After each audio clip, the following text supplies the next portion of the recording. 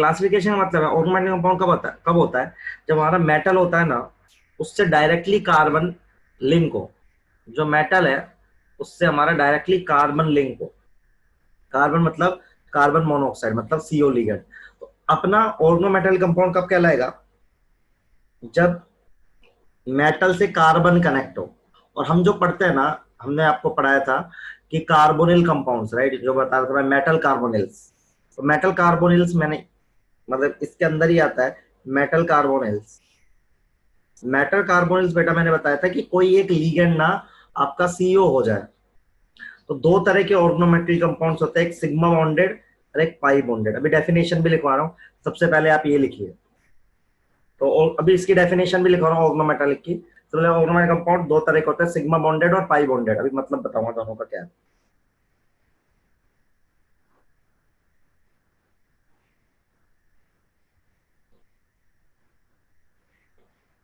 बेटा coordination compound का last topic चल रहा है ठीक है।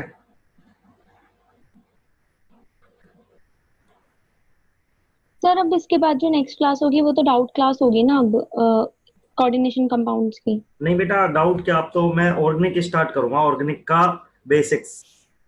तो सर आप इस चैप्टर के डाउट्स कब लोगे? इस चैप्टर के डाउट्स ले लेंगे ना इन बिटवीन जैसे आज भी ले लेंगे कुछ।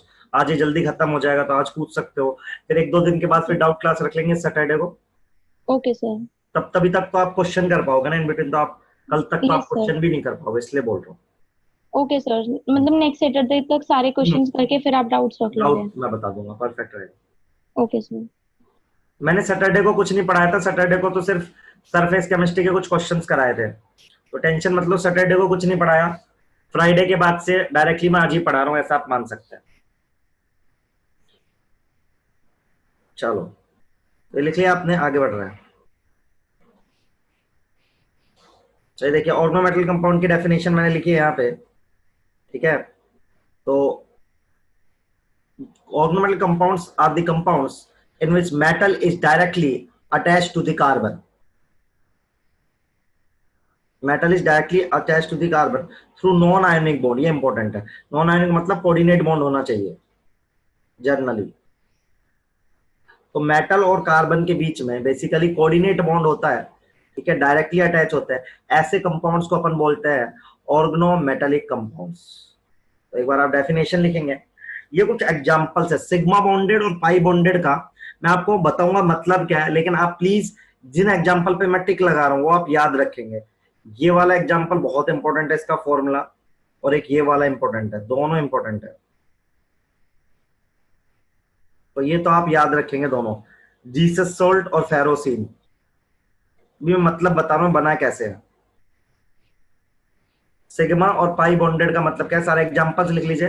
ये दोनों एग्जांपल बहुत इंपॉर्टेंट है।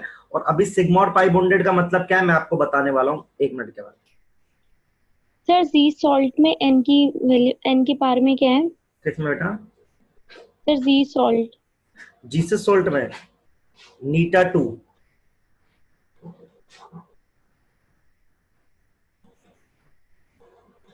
नीटा बोलते हैं इसको। एग्जाम्पल सारे ही लिखना है आपको ऐसे नहीं ये दोनों याद करना है। एग्जाम्पल सारे लिखना है।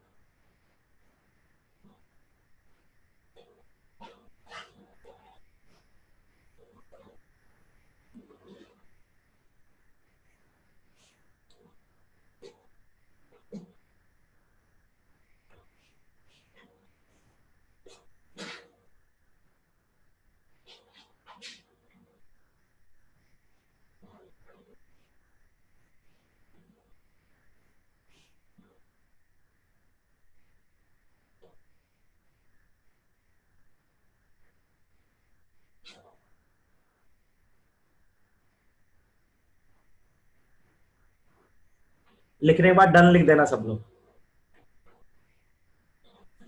Excuse me sir. हाँ सर TEL क्या है? कहाँ पे बेटा सर आ, एग्जाम। हाँ हाँ टीएल। एक काम करो तुम टीएल मत लिखो इसका फुल फॉर्म मेरे को अभी याद आ जाएगा मुझे भी याद नहीं आ रहा है। अभी आप ये लिख लो खाली। टीएल होता है टेली एक मैं अभी बता रहा हूँ बेटा एक मेडिसिन होती है। मुझे याद आ जाऊंगा मैं बता दूं ठीक है। Okay sir. है ना। मैं भी बता दूंगा ये वाला जो आप पूछ रहे हो, ठीक है।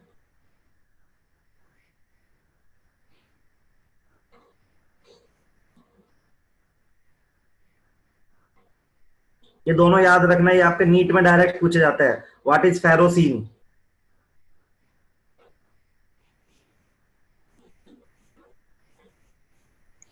सर ये RMGX का फॉर्मूला जो है। RMGX का मतलब है, इसको देखो ऐसे, इसको बोलते हैं Grignard reagent.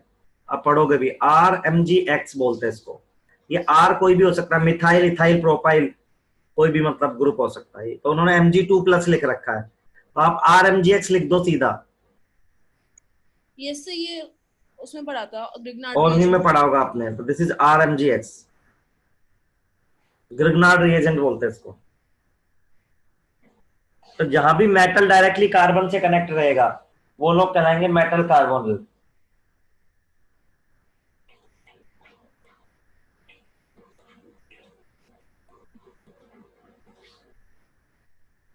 Tetra ethyl lead, TEL की full form, tetra ethyl lead.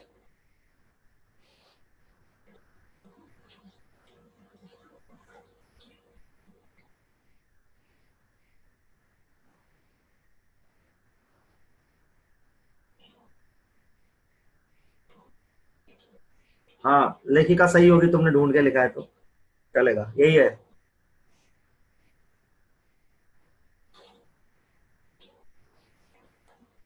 पर इसमें लेड नहीं है बेटा।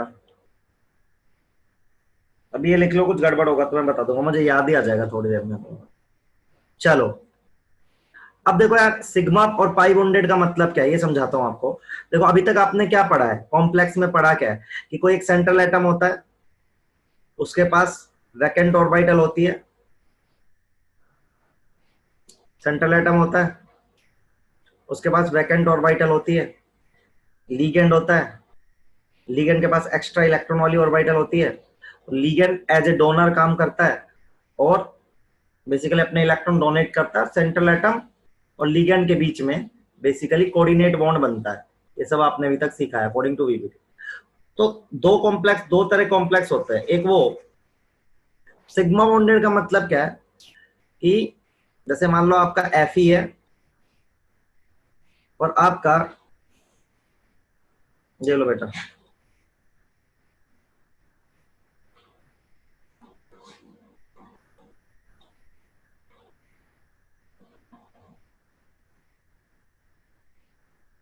तो सिग्मा बॉन्डेड का मतलब है, जैसे मान लो CO है, तो CO ना, इसका एक सिंपल कोऑर्डिनेट बॉन्ड बनाएगा। CO लिगेंड है Fa के साथ। लेकिन कई बार क्या होता है, मान लो जैसे ऐसे ऐसे है, जैसे आपने एग्जाम्पल लिखा है बेंजीन का और क्रोमियम है उसमें, तो यहाँ क्या हो रहा है, ये बेंजीन के जो पाई इलेक्ट्रॉन्स है, ये इसके वैकेंट ऑर्बिटल्स में इलेक्ट्रॉन को डोनेट कर रहा है, जो पाई इलेक्ट्रॉन्स है बेंजीन के। तो जब पाई, यहाँ तो सीधा भाई लोन पेयर जा रहा है, यहाँ पे लोन पेयर नहीं होता है, ये जाता है बेसिकली क्या, अल्टीमेटली पाई इलेक्ट्रॉन। जैसे आपने यहाँ पे लिखा होगा बेंजीन वाले नीटा 6, नीटा 6 का मतलब है कि 6 कार्बन की रिंग है और जो पाई बॉन्ड है वो सब 6 के 6 कार्बन एटम्स में फैला हुआ है। तो ये जो इलेक्ट्रॉन डेंसिटी है ना, ये इलेक्ट्रॉन डेंसिटी हमने डिस्पर्स करी है इनसाइड दी वैकेंट ऑर्बिटल। ऐसे C2H5 का मतलब क्या बेटा, C2H5 का मतलब कार्बन कार्बन डबल बॉन्ड की जो पाई बॉन्ड है वो हमने जीसस सोल्ट में सेंट्रल एटम को दिए। तो जब अपन पाई इलेक्ट्रॉन डोनेट करते हैं ना, तो नीटा लिखते हैं, यहाँ पे नीटा 2, 2 कार्बन के बीच में, तो नीटा 2। जैसे यहाँ पे नीटा 5 है, नीटा 5 का मतलब क्या है कि 5 कार्बन होंगे, उनके बीच में बेसिकली इलेक्ट्रॉन्स होंगे जो हम डोनेट कर रहे हो। तो जब नॉर्मल बॉन्ड होता है, ये तो हमने सीखा ही आज तक, लेकिन ये स्पेशल केस है जब पाई इलेक्ट्रॉन्स को डोनेट किया जाता है the vacant orbital of central atom, तो उसको बोलते हैं पाई बॉन्डेड कॉम्प्लेक्स। तो ये सर कॉम्प्लेक्स मतलब कि जितना कार्बन का नंबर होगा उतना ही नीटा उतना की नीटा हो पाई। जाएगा, बिल्कुल। जैसे यहाँ पे नीटा 2 हो जाएगा, वहां पे नीटा 6 हो जाएगा, यहाँ पे नीटा 6 हो जाएगा, 5 होता तो नीटा 5 हो जाता। समझ रहे हो आप? तो ये पाई बेसिकली क्या कर रहे हैं यार, पाई डेंसिटी डोनेट कर रहे हैं वैकेंट ऑर्बिटल में, तो उनको पाई बॉन्डेड कॉम्प्लेक्स बोलते हैं सिंपली। तो मैंने आपको एग्जांपल दिए, देखो ये यहाँ पे आप देखोगे ना, ये देखो यहाँ पे लिखा हुआ है C5H5, इसका मतलब 5 कार्बन की रिंग है। C6H6 6 कार्बन की है। C2H2 यहाँ पे 2 कार्बन है, तो इनको बोलते हैं पाई बॉन्डेड। तो अपन को सिर्फ इतना पता होना चाहिए कि कई बार पाई इलेक्ट्रॉन्स भी डोनेट किए जाते हैं, ठीक है, उससे पाई कॉम्प्लेक्स बनता है। और आपको याद होना चाहिए फेरोसिन और जैसे सोल्ट, जीसस सोल्ट का फॉर्मूला, ठीक है। अभी इसमें से किसी को पूछना है, पूछो।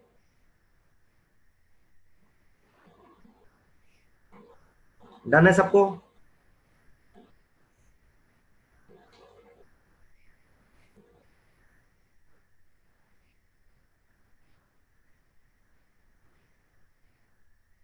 तो डन मान लेता हूं मैं। चलिए, अब ना हमें बहुत इंपॉर्टेंट चीज पढ़नी है, वो बहुत इंपॉर्टेंट है, जिसको बोलते हैं अपन सिनर्जिक बॉन्डिंग या पाई बॉन्डिंग। इनके केस में होती है, देखो कैसे, मैं आपको पहले समझाता हूं। तो मेटल कार्बोनिल्स, अगेन आपको पता ही होगा, मैंने बताया था मेटल कार्बोनिल्स क्या होता है, कि कोई एक लीगेंड कैसा होना चाहिए, सीओ होना चाहिए।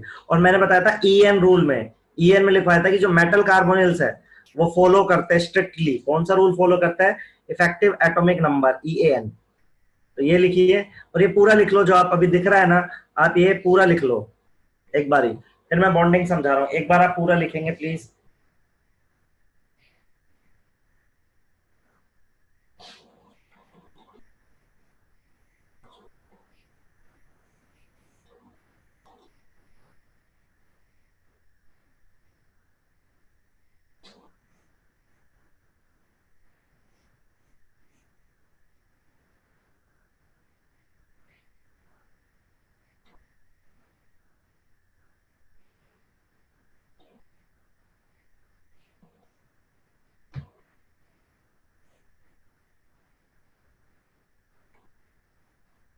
सलोनी क्या समझ नहीं आ रहा है बता। अभी जो ये स्क्रीन पर है ये, यस सर, तो इसके अभी तो पहले वाला भी नहीं आया थोड़ा सा। बेटा पहले वाला तो बहुत आसान है। होता है कि अभी तक तूने क्या किया, जैसे Cl नेगेटिव है तो तूने ये वाले इलेक्ट्रॉन डोनेट करे है ना, हाँ जी सर। तो उससे सिग्मा कॉम्प्लेक्स बनता है। लेकिन जब मान ले तेरे पास कोई ऐसा कॉम्प्लेक्स है ऐसा, तो ये पाई इलेक्ट्रॉन डोनेट करेगी ना लड़की, तब किसी मॉलिक्यूल के पाई इलेक्ट्रॉन डोनेट करेगी, समझ रही है, यस सर। तब बनता है पाई बॉन्डेड कॉम्प्लेक्स। इतना सा बताया। और उसके लिए नीटा लिखते हैं, नीटा मतलब 2 कार्बन के बीच में तो 2, 4 के में तो 4, समझी। ठीक है सर। और अभी ये समझाऊंगा, ये तो मैंने बोला ही नहीं कुछ, ये तो मैंने लिखने को बोला है बस, ठीक है। एक चीज मैंने पहले बताई थी कि जो मेटल कार्बोनिल्स है वो स्ट्रिक्टली ईएन फॉलो करते हैं। ठीक है सर। सर थोड़ा सा नेटवर्क इशू है इस वजह से। कोई नहीं, अभी तो ये तो मैं पढ़ाऊंगा, अभी ये मैंने पढ़ाया नहीं है जो स्क्रीन पे आ रहा है, ये मुझे समझाना है अभी। ठीक है सर। यहाँ पे एक बार लिख लो फिर समझा रहा हूँ।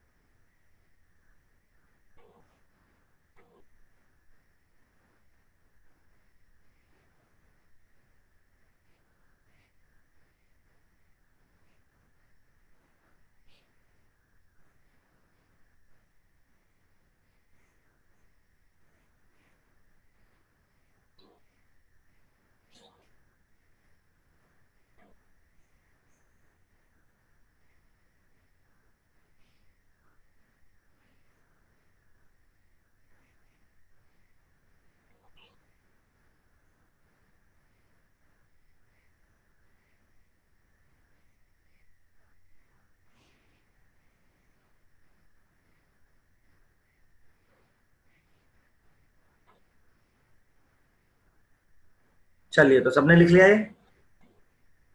तो सुनिए, अब सीन क्या है, सीओ जो लीगेंड होता है ना, एक स्पेशल तरह की बॉन्डिंग होती है मेटल कार्बोनिल्स में। अच्छा, अभी लिख रहे हो, लिख लो एक बार, लिख।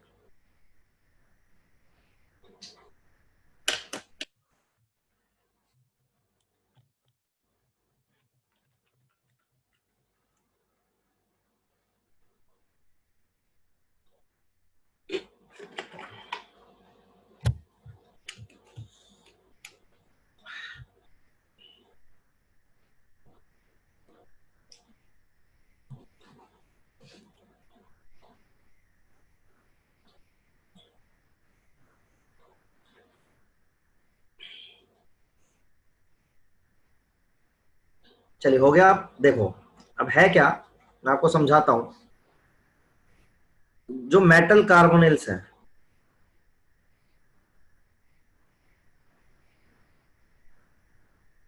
मतलब कि जिनमें एक ligand, at least one ligand is CO,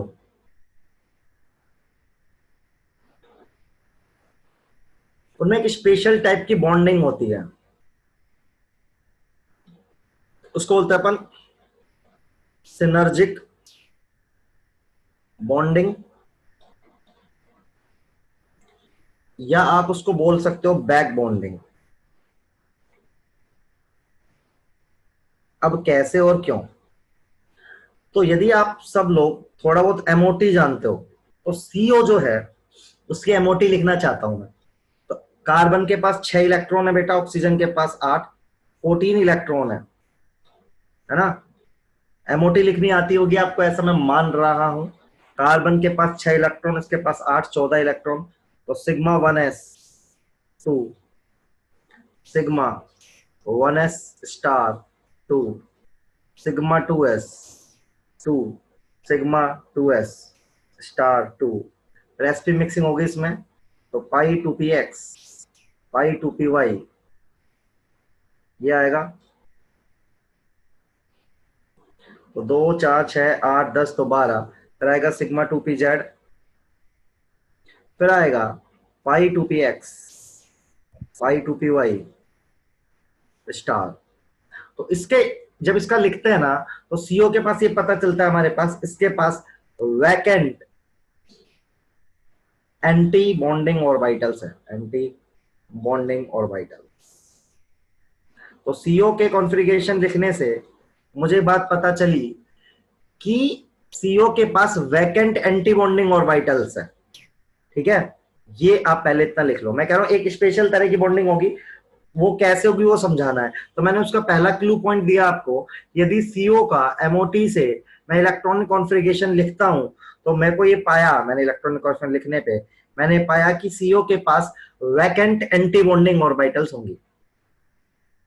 ये लिख लीजिए, और जिसको पूछना है पूछ लो। ये हल्का सा आना चाहिए 11th क्लास का, नहीं आता तो एटलीस्ट आप ये याद कर लो कि सीओ के पास वैकेंट एंटी बॉन्डिंग ऑर्बिटल्स होती है।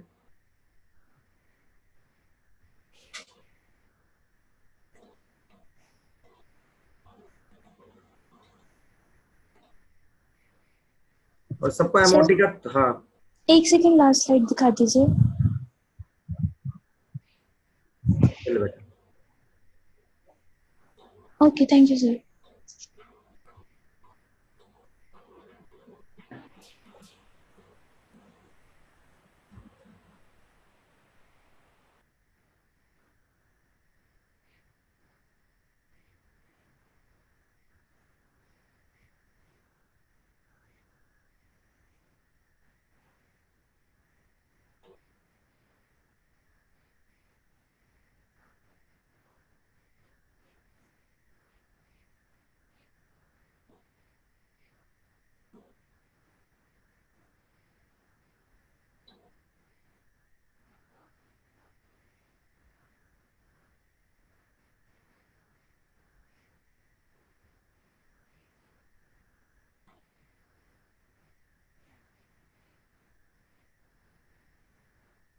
हो गया इतना?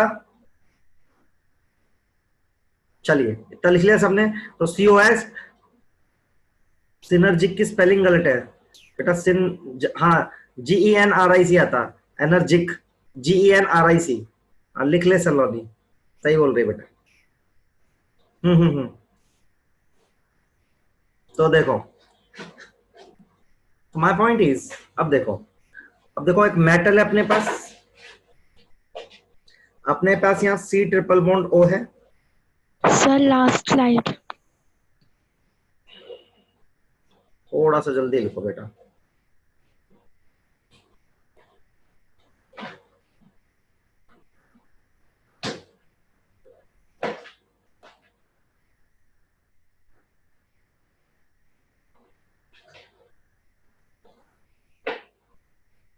तो the result is CO has vacant antibonding orbitals, ये मुझे पता चला। अब मैं एक्चुअल बॉन्डिंग पढ़ना चाहता हूँ मेटल और सीओ के बीच में कैसी होगी, ठीक है। तो लिख लिया डन सबने? सर।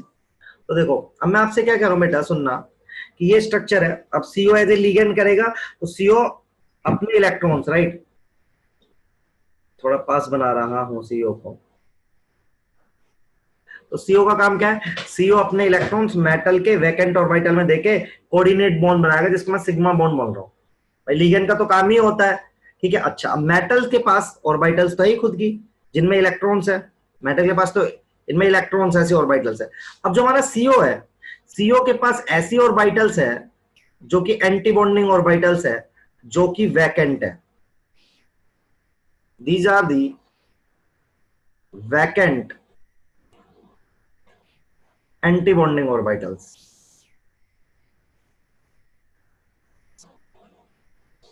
तो एक बॉन्ड बन चुका है, जो हमने अभी तक वीबीट में पढ़ा है कि सीओ एज ए लिगेंड अपने इलेक्ट्रॉन मेटल को देगा और कोऑर्डिनेट बॉन्ड बना लेगा, दैट्स इट। लेकिन मेटल के पास भी ना ऑर्बिटल्स, इसमें इलेक्ट्रॉन्स है। अब मेटल क्या करता है, अपने इलेक्ट्रॉन्स को इसकी वैकेंट ऑर्बिटल में डिस्पर्ज करने लगता है। समझ रहे हो आप? मेटल क्या करता है, अपनी ऑर्बिटल से इलेक्ट्रॉन को इसके ऑर्बिटल में डिस्पर्स करने लगता है। And this bonding between the metal orbitals, between the orbitals of metal and vacant antibonding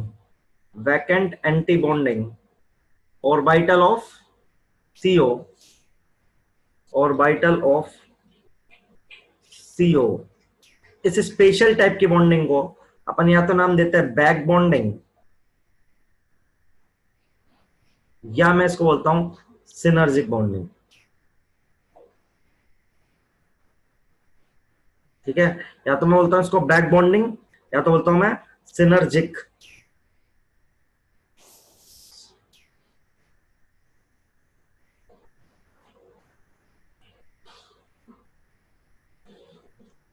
ठीक है। तो जो मेटल है वो अपनी जो फुलफिल्ड, मेटल के पास कुछ, जैसे आप बोलते हो D5 D6, तो कुछ तो इलेक्ट्रॉन होते ही मेटल, तो मेटल अपने इलेक्ट्रॉन ना इसकी वैकेंट ऑर्बिटल में डिस्पर्स कर देता है। तो इसको बोलते हैं अपन सिनर्जिक बॉन्डिंग या मेटल बैक बॉन्डिंग। तो कायदे से बैक बॉन्डिंग क्यों बोल रहे हैं, कायदे से मेटल है ना एक्सेप्टर होना चाहिए, और होता भी है, क्योंकि जो सिग्मा बॉन्ड बना उसमें तो सीओ डोनर था, मेटल एक्सेप्टर था। यहाँ पे उल्टा हो रहा है, मेटल डोनर हो रहा है और उसकी वैकेंट ऑर्बिटल में डिस्पर्स कर रहा है, तो एक पाई बॉन्ड जैसा बन रहा है। तो एक्चुअल बॉन्ड नहीं पड़ता है। बैक बॉन्डिंग आपने 11th क्लास में पढ़ी होगी, it is dispersion of electron from a fulfilled orbital to a vacant orbital, ठीक है। तो इसको लिखिए, अब पूछना है तो इसमें पूछ भी लीजिए। सर ये स्लाइड एक बार दोबारा बता दीजिए। देख बेटा, मैं कह रहा हूँ सीओ के पास वैकेंट एंटी बॉन्डिंग ऑर्बिटल्स है ना, और यस मेटल के पास कुछ ना कुछ तो इलेक्ट्रॉन होंगे ही ना। तो यस सर। मेटल क्या करता है, अपने अपने इलेक्ट्रॉन्स सीओ की वैकेंट ऑर्बिटल में क्या कर देता है बेटा, डिस्पर्ज कर देता है। तो मेटल क्या करता है, सॉरी, मेटल क्या करता है, अपने कुछ इलेक्ट्रॉन्स ना, अपने कुछ इलेक्ट्रॉन्स इसकी ऑर्बिटल में, वैकेंट ऑर्बिटल में डिस्पर्स करता है। तो एक सिग्मा बॉन्ड तो बनी गया, उसके अलावा भी एक हल्की सी बॉन्डिंग हो रही है। दैट पर्टिकुलर बॉन्डिंग जो पाई टाइप की है, that bonding is known as back bonding और सिनर्जिक बॉन्डिंग। Okay sir. सही बेटा।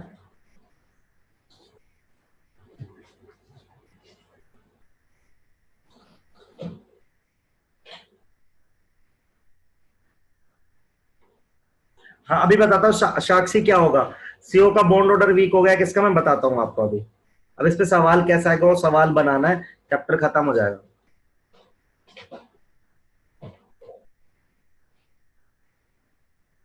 तो पहले तो आपको ये पता होना चाहिए सिनर्जिक बॉन्डिंग किसके बीच में होती है, मेटल की ऑर्बिटल और सीओ की एंटी बॉन्डिंग ऑर्बिटल के बीच में होती है, ठीक है।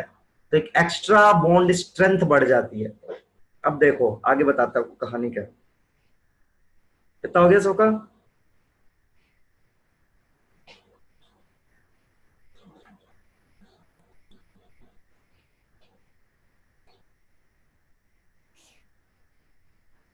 डन।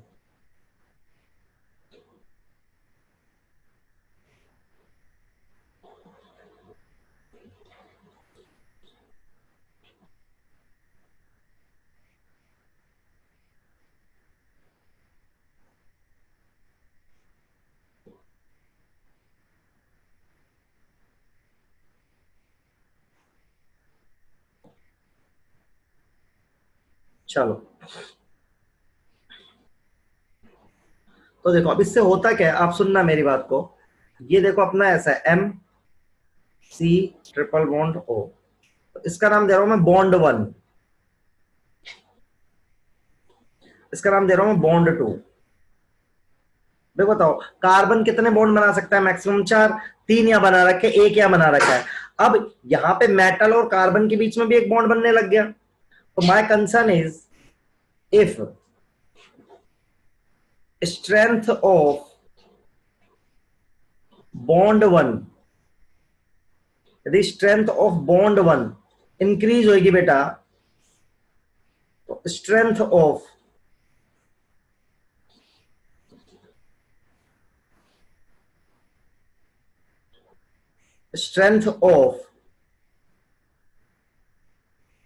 बॉन्ड 2 वो क्या होनी चाहिए, वीक। भाई देखो यहां यदि एक से ज्यादा बॉन्ड बनने लगेगा, तो मान लो यहाँ 1.5 बॉन्ड बन गया, तो 1.5 बॉन्ड बन गया, यहाँ पे 3 बन गया, तो 4.5 बॉन्ड हो जाएगा। वो तो हो नहीं सकता कार्बन का। तो यदि ये वाला बॉन्ड बनने लगेगा, तो ये वाला बॉन्ड क्या होने लगेगा, हल्का वीक होने लगेगा। तो आई कैन से, मेरा स्ट्रेंथ से मतलब है बॉन्ड ऑर्डर, चाहे स्ट्रेंथ बोलो चाहे बॉन्ड ऑर्डर बोलो। तो यदि बॉन्ड ऑर्डर पहले बॉन्ड का बढ़ेगा, तो बॉन्ड ऑर्डर दूसरे बॉन्ड का घटेगा। या मैं कह सकता हूं कि यहां का यदि बॉन्ड ऑर्डर बढ़ रहा है, यदि bond order of bond 1 increase हो रहा है, तो जाहिर सी बात है bond length of CO will increase. क्यों, ये बॉन्ड ऑर्डर बढ़ेगा तो ये बॉन्ड 2 का बॉन्ड ऑर्डर घटेगा। बॉन्ड ऑर्डर और बॉन्ड लेंथ में कैसा रिलेशन होता है, इनवर्स। भाई जैसे जैसे बॉन्ड ऑर्डर बढ़ता है बॉन्ड लेंथ घटती है। तो यदि ये वाला बॉन्ड, जितना ये बॉन्ड स्ट्रॉन्ग होता जाएगा, आई वांट टू से दिस थिंग राइट, ऐसा कि यदि ये वाला बॉन्ड बढ़ने लगेगा, तो बेटा ये वाला बॉन्ड वीक होने लगेगा और यहाँ की बॉन्ड लेंथ इंक्रीज होने लगेगी। ये आपके नीट में सवाल आ सकता है। अब ये बॉन्ड कब बढ़ेगा, ये वाला बॉन्ड कब बढ़ेगा, इसकी स्ट्रेंथ कब बढ़ेगी, जब मेटल ज्यादा ज्यादा बॉन्ड बनाएगा। मतलब द ऑक्सीडेशन स्टेट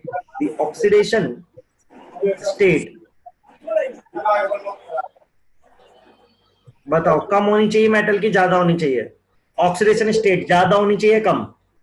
सोचो, हमें बताना है कि ये मेटल ज्यादा ज्यादा इलेक्ट्रॉन दे कार्बन को, इससे कि CO बॉन्ड वीक हो जाए। तो मेटल की ऑक्सीडेशन कम होनी चाहिए ज्यादा, सोचिए, ऑक्सीडेशन स्टेट ऑफ मेटल कम होनी चाहिए ज्यादा। देखो जितनी ज्यादा रहेगी। सर एक बार फर्स्ट पॉइंट समझा दीजिए कि स्ट्रेंथ ऑफ बॉन्ड 1 अगर इंक्रीज करेगी, बेटा तो सुन स्ट्रेंथ ऑफ मैं बॉन्ड 2 ऐसे बोल रहा डिक्रीज हूँ, कैसे करेगी? सुन, ये कार्बन और ऑक्सीजन के बीच का बॉन्ड है, मेटल बॉन्ड बना रहा है, ठीक है। अब मान ले यहाँ पे बॉन्ड बनने लगा, तो यहाँ का बॉन्ड ऑर्डर 1 से मान ले 1.5 हो गया, समझिए लड़की। यस कार्बन 4.5 बॉन्ड तो बनाएगा नहीं, इस बॉन्ड को अल्टीमेटली कितना होना पड़ेगा, समझी। Yes sir. ये 1.5 है तो इसको कितना होना पड़ेगा 2.5। कार्बन तो मैक्सिमम कितने बॉन्ड बना सकता है बेटा, 4।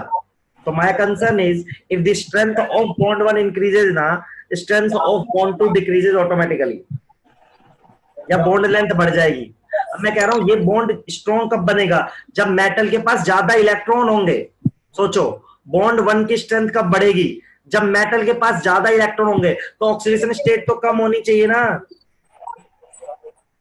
सोचो, मान लो मेरी +7 ऑक्सीडेशन स्टेट है, एक +2 है, किस केस में मेरे पास ज्यादा इलेक्ट्रॉन है, +7 में +2 में, किस केस में मेरे पास ज्यादा इलेक्ट्रॉन है, +2 में, राइट। तो यदि मेरे पास ज्यादा इलेक्ट्रॉन +2 में है, तो ज्यादा ज्यादा डोनेट करूंगा तो बॉन्ड 1 की स्ट्रेंथ बढ़ेगी। तो बॉन्ड 1 की स्ट्रेंथ डिपेंड करेगी कि मेटल का ऑक्सीडेशन स्टेट कितना है। यदि ऑक्सीडेशन स्टेट कम है तो मेटल के पास ज्यादा इलेक्ट्रॉन होंगे, वो ज्यादा डोनेट करेगा, बॉन्ड 1 की स्ट्रेंथ बढ़ेगी, बॉन्ड 2 की घटेगी। ये समझ में आया या नहीं आया बताइए। इसमें पूछे, फिर क्वेश्चन दे रहा हूं मैं एक आपका। जिसको आ गया वो लिख ले, जिसको नहीं आया पूछ ले।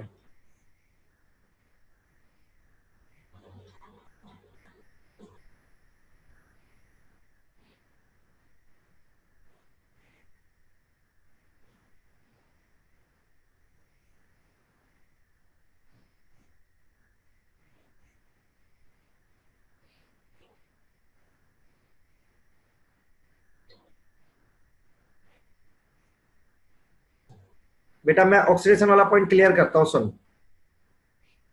सुरभि सुन, मान ले तेरे पास एक मेटल है जो +7 ऑक्सीडेशन स्टेट में, और एक मेटल है -2 ऑक्सीडेशन स्टेट में। यहाँ पे दोनों तरफ CO है, और एक बॉन्ड तो बन ही चुका है।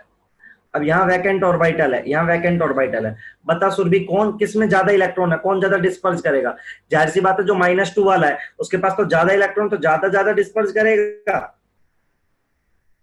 तो बस सुरभि +7 में कम करेगा। तो जितनी कम ऑक्सीडेशन स्टेट रहेगी मेटल की, उतनी हमारी बैक बॉन्डिंग स्ट्रॉन्ग रहेगी और उतना CO बॉन्ड लेंथ ज्यादा रहेगा। दैट इज द पॉइंट, बस इतना सा याद रखना है। तो ये क्वेश्चन है, आप करके देख लीजिए, आंसर भी लिखा हुआ है। सर आपने जो आपने ऑक्सीडेशन स्टेट वाला समझाया वो आप पॉइंट में लिखवा दीजिए। लिखवा रहा हूं, पॉइंट में लिखवा देता हूं। सो इफ, ओहो, if the oxidation state of central atom is low, back bonding is more, back bonding is more. As a result,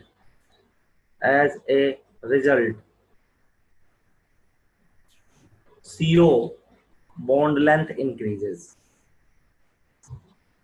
CO bond length increases.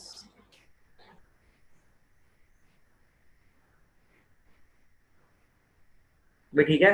If the oxidation state of central atom is low, back bonding is more.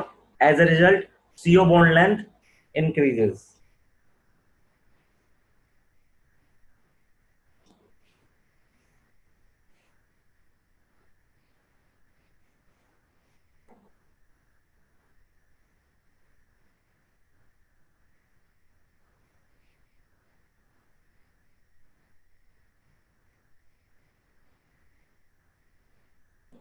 तो अब ये question देख सकते हो।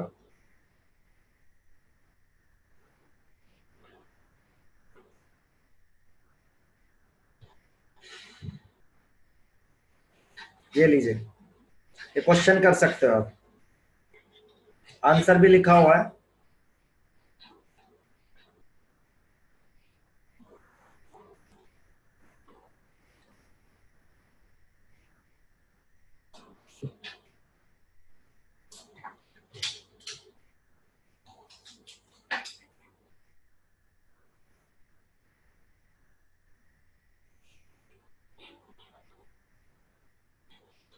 Question करके देख लीजिए।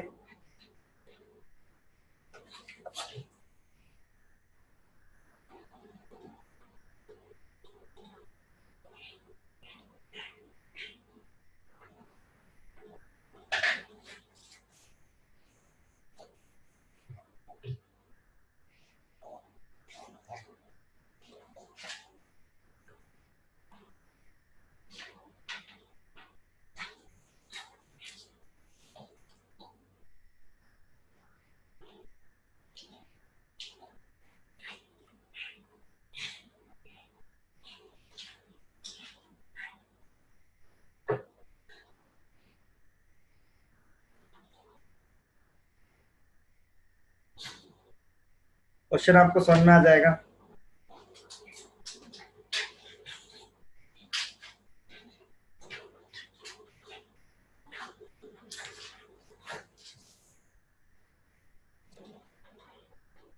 Oxidation state आप कैलकुलेट करेंगे ना, कैलकुलेट भी कर रखे हैं, इसमें -2 है, इसमें -1 है, इसमें +2 है। तो सबसे ज्यादा बैक बॉन्डिंग होगी फर्स्ट में, फिर सेकंड में, फिर थर्ड में। तो ऐसा सवाल आ सकता है आपके नीट में।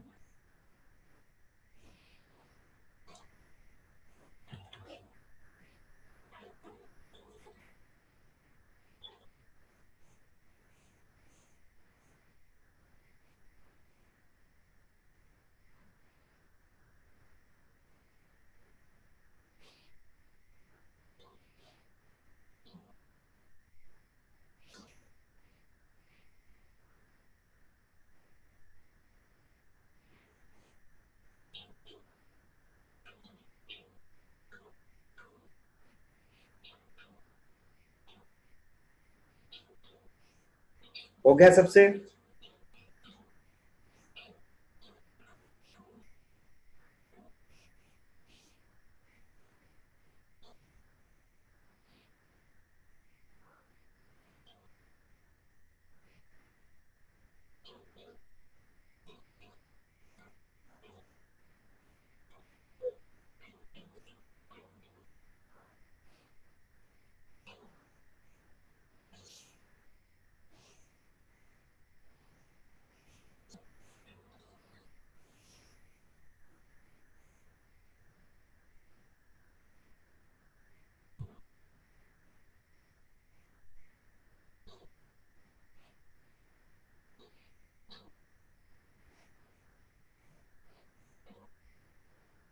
सबका हो गया? चलिए, इसके बाद आपको क्या करना है, इसके बाद एक चीज बचे, यूज पढ़ने हैं आपको। Use of coordination compound.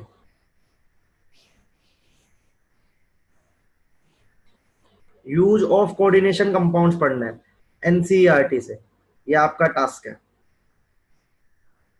ठीक है, सो दैट्स इट। तो यूज आपको पढ़ने बेटा।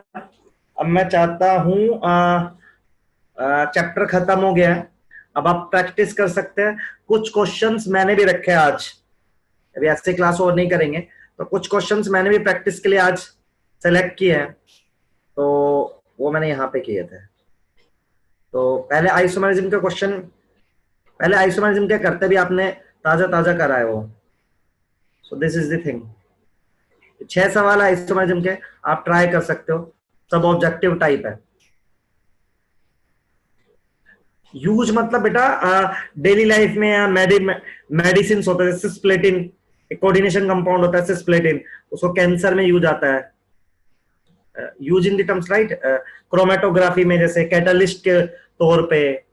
तो एनसीईआरटी में यूज दे रखे हैं, तो एक बार आपको पढ़ने पड़ेंगे, कई बार वहां से भी नीट क्वेश्चन पूछता है।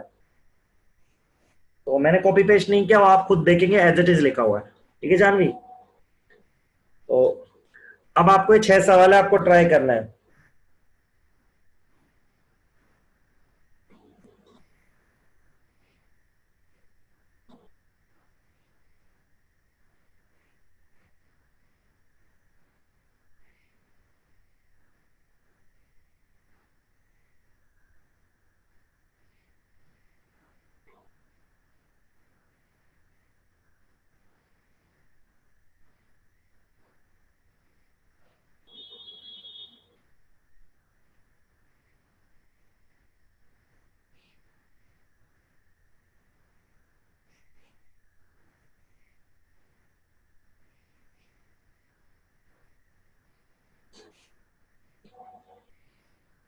तो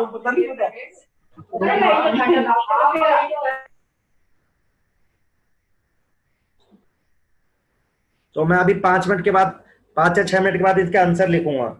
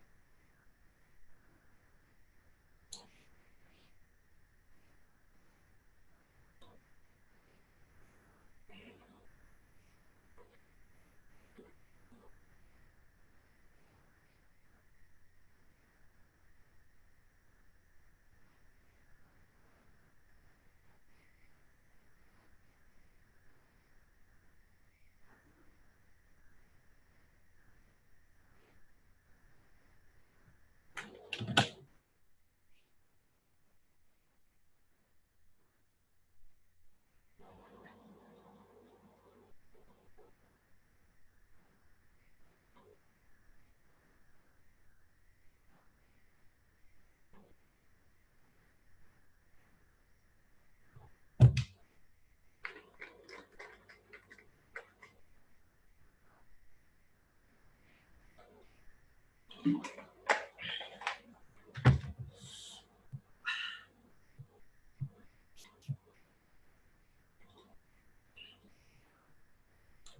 ईएन एक्सप्लेन करना। ईएन बेटा मैंने बताया था वही इफेक्टिव एटॉमिक नंबर, कितने इलेक्ट्रॉन होते हैं टोटल, याद है आपको? तो ऑक्सीडेशन स्टेट निकालते हैं, उसके इलेक्ट्रॉन माइनस करते हैं, और फिर जितने लीगेंड होते हैं उसको 2 से मल्टीप्लाई करते हैं। ठीक है अर्सी?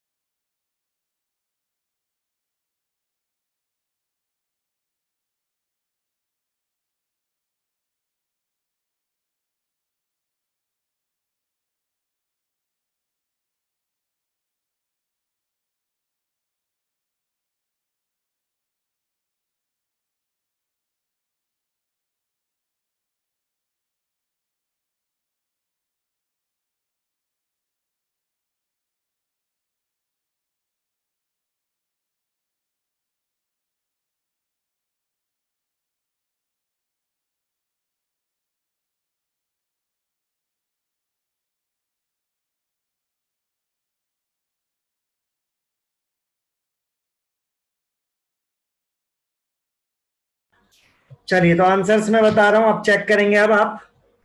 तो तो जीवन क्वेश्चन राइट, तो मैंने आपको जीवन से दिए थे, मेरे पास आंसर है इनके। जीवन का आंसर है सी, अभी मैं डिस्कस भी करूंगा, ठीक है। G2 का आंसर है बी, G3 का आंसर है बेटा बी,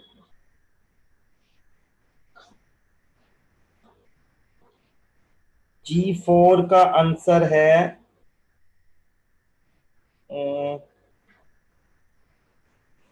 सॉरी, G4 का आंसर है डी, G5 सी एंड सी। चलिए तो अभी मैं आपको अनम्यूट कर देता हूं, मैं डिस्कशन कर रहा हूं कि क्वेश्चंस का, तो मैं अनम्यूट भी कर देता हूं। सो तो देखिए, सबसे पहले द कॉम्प्लेक्स आर, बताओ ये पढ़ाया था आपको कोऑर्डिनेशन, पहले क्वेश्चन में किसी को दिक्कत नहीं होगा। दिस सिंपल डेफिनेशन ऑफ और क्वेश्चन है, हाँ और क्वेश्चन है जानवी। तो एक्सचेंज हो जाता है राइट। तो पहला तो आसान है, are related to each other, यहाँ पे NO2 लिखा हुआ है, यहाँ पे ONO लिखा हुआ है, तो लिंकेज आइसोमर हो जाएगा। द नंबर ऑफ GI, तो इसको ऐसे लिख लो MA3B3A, तो इसके आप बनाओगे तो दो बनेंगे, MA3B3 के AA BB और AB, और एक बनेगा AB AB और AB। ठीक है, G3 done. G4, geometrical isomerism found in the coordination number having, तो यार देखो वैसे तो 6 में होता है, यहाँ 4 स्पेसिफाई कर दिया, टेट्राहेड्रल, मतलब टेट्राहेड्रल में नहीं होता है, स्क्वायर प्लेनर में होता है। सिस आइसोमरिज्म फाउंड, सिस ट्रांस देख लो आप, इसमें बना के देख लो, MA2B2 क्या बनेगा, AA BB और एक बनेगा AB AB, तो ये तो हो जाएगा सिस, ये हो जाएगा trans. GI can be shown by M, इसमें तो होगा नहीं यार, AB वाला ये MA4 है, ये क्या PTCl4 होल ट्वाइस, ये क्या, अच्छा ये MA4B2 है, देखो ये इसमें हो जाएगा। तो टाइप ऑफ आइसोमरिज्म कौन सा बेटा तलोनी, अनम्यूट करो अपने आप को, बिल्कुल आसान है। सर कौन सर सा like first and second question है तो इनमें आइडेंटिफाई करने में बेटा, बहुत प्रॉब्लम हो आसान है, रही है। देख NO2 ONO, ये तो बहुत ही सिंपल है। 5 तरह के आइसोमरिज्म तो पढ़ा है तुझे, लिंकेज हाइड्रेशन वो याद कर ले और चेक कर ले, पांचों को चेक कर लिए कर एक बारी में, नहीं कितना सा टाइम लग जाएगा। ओके अब यहाँ सर। तो साफ ही दिख गया था मुझे NO2 और ONO, तो ONO तो लिंकेज दिख गया मुझे, सही है।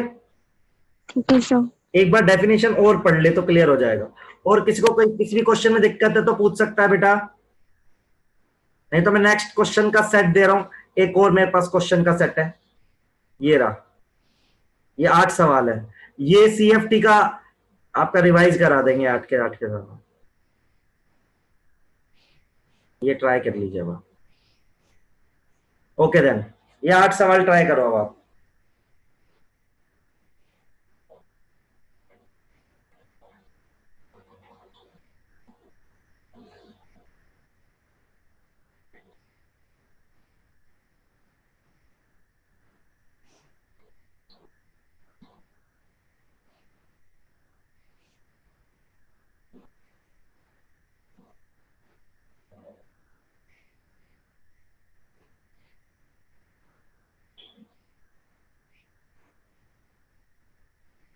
ठीक है यार, लेखिका हो गया।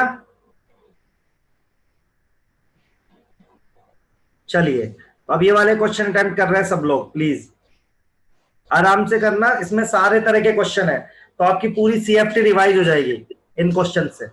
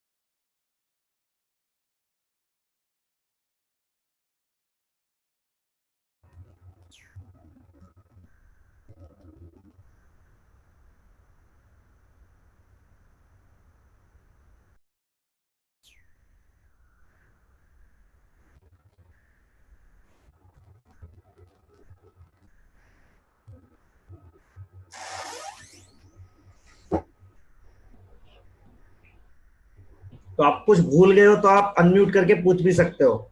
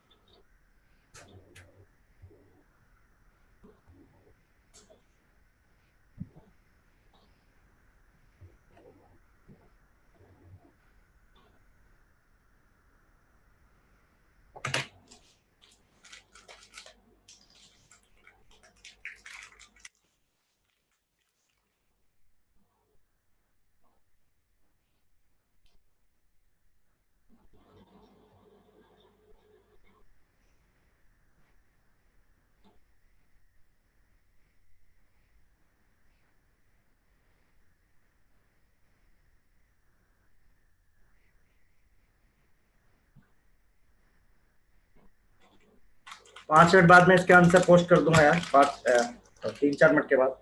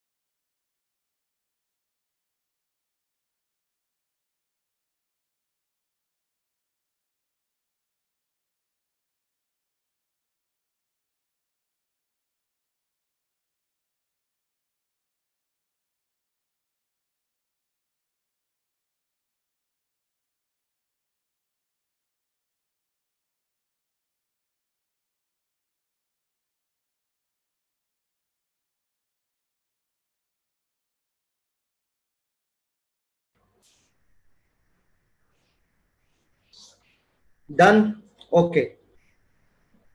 तो 1 मिनट और रुक जाते हैं जस्ट।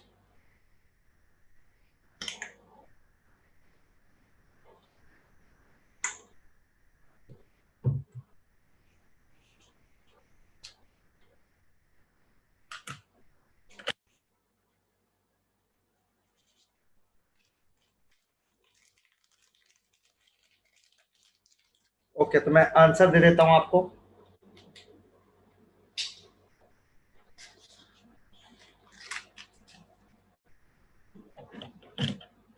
आंसर्स लिख दें?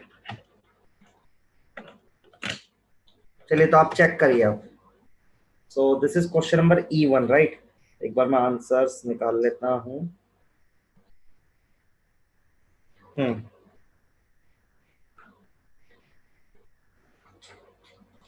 फर्स्ट का सी,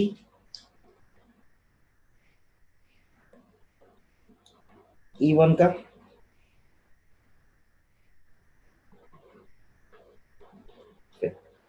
ए,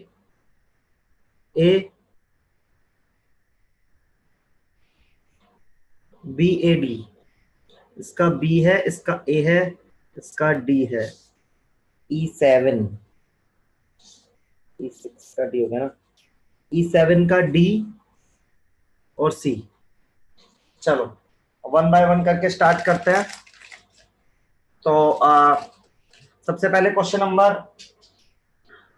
number first, chromium hexa carbonyl and is an octahedral complex involve. तो आप ऐसा भी अंदाजा लगा सकते हो कि क्रोमियम है और आपका पहली बात है सीओ स्ट्रॉन्ग फील्ड होता है, तो जाहिर सी बात है उसने क्या करा होगा, पेयरिंग कराई होगी, तो आप आंसर यहाँ पे सी बोल सकते हैं इसमें। Which of the following is not tetrahedral, ये दिख गया आपको स्क्वायर प्लेनर, निकल के नीचे आता है D8 और D8 के साथ कोई भी, या तो वैसे भी कोई भी लिगेंड है, SFL आता है तो स्क्वायर प्लेनर होता है, तो पहले ही दिख गया। The complex has structure of PTNS3, again square planar, D8 with strong field, same concept. ये वाला क्वेश्चन इसको कैसे करोगे आप, इसको पहले बाद में करते हैं, पहले E5 निपटा लेता हूं मैं। The hybridisation and unpaired electron FeH2O2 plus Fe2 plus है, तो D6 हो जाएगा बेटा, और D6 वीक फील्ड लिगेंड है पानी, 1 2 3 4 5 6, तो 4 अनपेड इलेक्ट्रॉन आ रहे हैं मेरे, परफेक्ट E5 में। यार जिसको दिक्कत है पूछ लो, E5 clear. E6 the number of unpaired electron in D6 पूछ रहे हैं ना, D6 तो अभी करा, D5 है शायद, D5 है, D6 है बेटा, ये अभी 0 आ रहा है। ओके सर, लो स्पिन है ना बेटा, तो D6 में ऐसा हो जाएगा, तो 0 आंसर आ जाएगा D6। मेरे को D5 लगा इसलिए मेरा आंसर अच्छा, C आ रहा था। कोई नहीं, दिख नहीं रहा, मुझे भी नहीं दिख रहा, बहुत छोटा हो गया। Which of the following is high spin, high spin वही करना है आपको यार, ये क्लास में कराया हुआ एग्जांपल है, आपको याद होगा। Which of maximum paramagnetic, maximum paramagnetic कैसे निकालोगे, वैसे तो ये आ जाएगा Mn+2 में D5 आएगा, और D5 विद WFL 1 2 3 4 5। तो देखिए अब कौन सा क्वेश्चन पूछना है, पूछ लीजिए आप, क्लास ओवर है, जिसको जो क्वेश्चन पूछना है पूछ ले। Excuse me sir. हाँ बोलो बेटा। सर क्वेश्चन नंबर 5 रिपीट कर दो एक बार। 5 दोबारा करूं बेटा, देख D6 आ गए तो मानती है लड़की? Yes sir. D6 आया, H2O कैसा लिगेंड है, वीक फील्ड, यस सर। तो कैसे करिए, 1 2 3 4 5 6, तो हाइब्रिडाइजेशन तो क्या आएगा लड़की, sp3d2, यस सर। और अनपेड इलेक्ट्रॉन कितना आएंगे, 1 2 3 4, सही है। ओके सर, हाँ सर हम कल कौन सा चैप्टर स्टार्ट करेंगे? कल बेटा, कल से और भी पढ़ाऊंगा। Next lecture is your stereo chemistry, एक चैप्टर पढ़ेंगे, तो उसमें ऑप्टिकल आइसोमेरिक और ज्योमेट्रिकल आइसोमेरिक पढ़ेंगे।